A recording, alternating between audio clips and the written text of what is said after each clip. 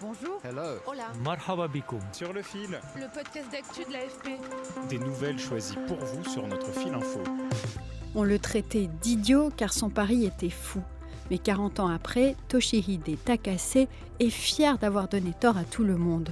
Ce Japonais de 76 ans a réussi à élever des escargots de Bourgogne à Matsusaka, dans le centre du Japon.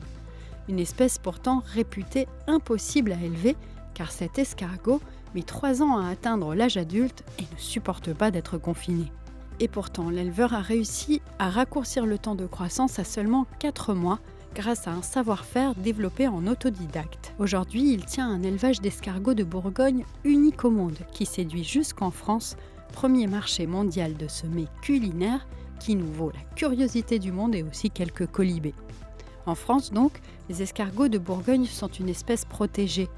Ils sont menacés d'extinction et il existe beaucoup de restrictions à leur ramassage. Toshihide Takase veut donc désormais transmettre sa méthode à des éleveurs tricolores. Sur le fil a eu la chance de visiter sa ferme. Je vous emmène donc dans le centre du Japon, dans cet épisode préparé par Boubacar Diallo, avec sur le terrain Étienne Balmer et Caroline Gardin.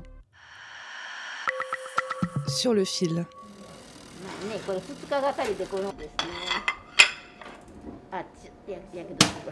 Sur la belle assiette qui sort du four, 6 escargots à la bourguignonne, bien cuits, se dévoilent. Ils sont farcis au beurre persillé à l'ail et accompagnés de morceaux de pain grillé. Nous sommes à Matsusaka, dans le centre du Japon, loin des grands restaurants parisiens. C'est ici que Toshihide Takase élève ses escargots de Bourgogne, également appelés Pomacia, une première mondiale. Ici, dans cette serre, il y a actuellement 900 escargots adultes. Avec enthousiasme, l'éleveur nous fait visiter sa ferme. Là, c'est le lieu de ponte des escargots. La serre d'élevage est installée derrière une bruyante métallerie, la première société de Toshihide Takase. Les petits animaux gluants sont visibles partout. Les adultes vivent dans des bacs rangés sur des étagères coulissantes en métal, dans une terre riche en humus. Les petits jonchent un sol fait de feuillage et de terre.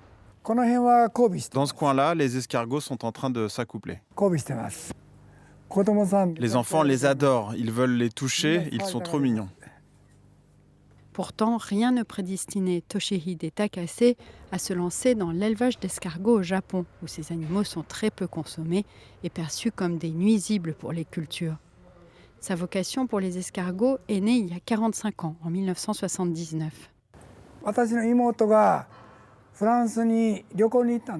Ma sœur a fait un voyage en France. Au retour, elle m'a acheté une boîte d'escargots à l'aéroport en guise de souvenir. J'en rêvais depuis que j'étais petit. Je pensais que les escargots devaient être délicieux, mais lorsque j'ai ouvert le couvercle pour les manger, j'ai découvert qu'ils étaient très odorants et tout noirs.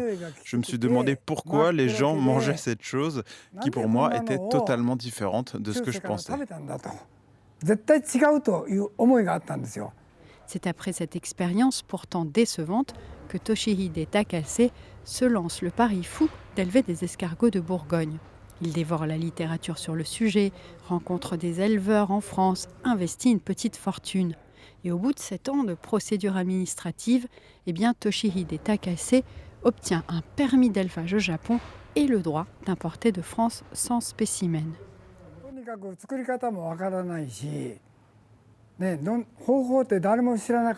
Au début, je ne savais pas comment faire. J'ai demandé à des professeurs de différentes universités, mais personne ne savait comment s'y prendre.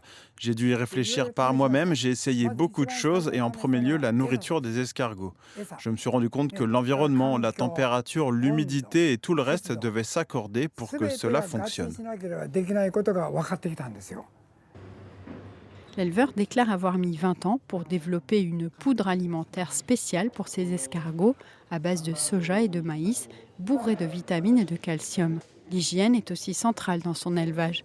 Les mangeoires et coupelles d'eau sont remplacées tous les 3 jours et lavées à la main. Un savoir-faire qui a permis à Toshihide Takase de raccourcir le temps de croissance des escargots de Bourgogne à seulement 4 mois. Selon le septuagénaire, il a aujourd'hui la capacité d'en produire 600 000 par an.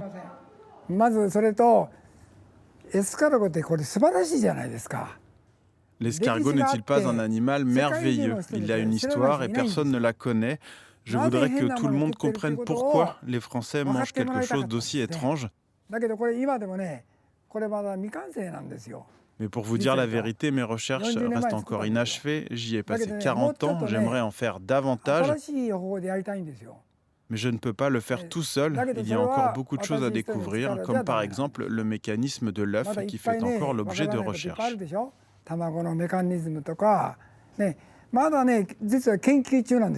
Toshihide Takase veut désormais transmettre sa méthode à des éleveurs français qu'il a approchés via l'ambassade de France au Japon.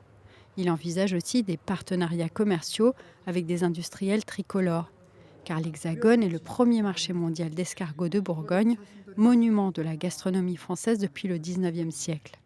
Il représente 95% du marché en France, et même si on parle d'escargots de Bourgogne, ils sont essentiellement importés d'Europe centrale et orientale, car l'espèce est protégée en France. La proposition séduit les éleveurs français, mais soulève de nombreuses questions selon William Blanche, coprésident de la Fédération nationale des éleveurs d'escargots en France. Enfin, aujourd'hui, je pense qu'on est plusieurs à dire c'est intéressant, mais faut qu'on avance plus sur des pistes faut qu'on soit plus précis. Aujourd'hui, on a des données assez vagues. On ne sait pas son prix de revient du kilo, par exemple. C'est un élément fondamental pour savoir à quel prix on va vendre derrière.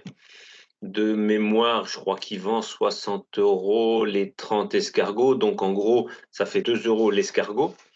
Et ça donnerait du 24 € la douzaine, alors que le prix en France se promène autour de 8 à 9 € actuellement. Donc ça veut dire qu'on serait quasiment 3 fois plus cher que le prix actuel du marché. Quel serait le goût d'un escargot de Bourgogne élevé? Parce que en gros, aujourd'hui, ce qu'on consomme en escargot de Bourgogne, c'est que ça a poussé tout seul dans la nature et c'est ramassé par des gens. On ne sait pas du tout l'influence que ça pourrait avoir en bien ou en mal sur la chair de l'escargot, sur son goût. On n'en sait rien. Donc là, il n'y a qu'une solution, c'est soit il nous envoie des échantillons puis on les goûte ici, soit on va le voir et il nous fait goûter ces échantillons. Toshihide Takase est conscient que ces équipements coûtent cher, mais pense après tout que la France et le Japon doivent travailler ensemble pour préserver les escargots de Bourgogne. Sur le fil revient demain. Merci beaucoup à Boubacar Diallo pour sa réalisation. Merci à vous de nous avoir écoutés. Je suis Michaela Kansela-Kiffer et je vous dis à très bientôt.